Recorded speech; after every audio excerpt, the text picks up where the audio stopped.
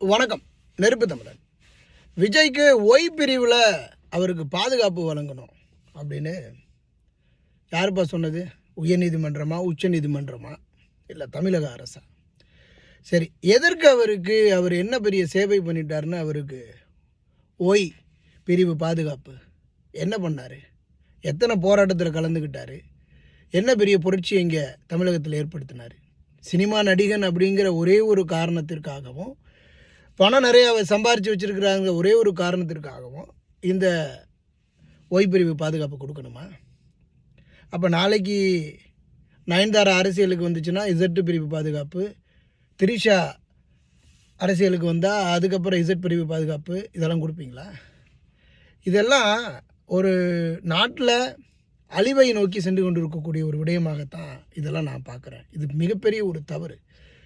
பொது வாழ்க்கையில் எந்த சாதனையும் பண்ணாதவங்களுக்கு கொடுப்பது அநியாயம்தான்.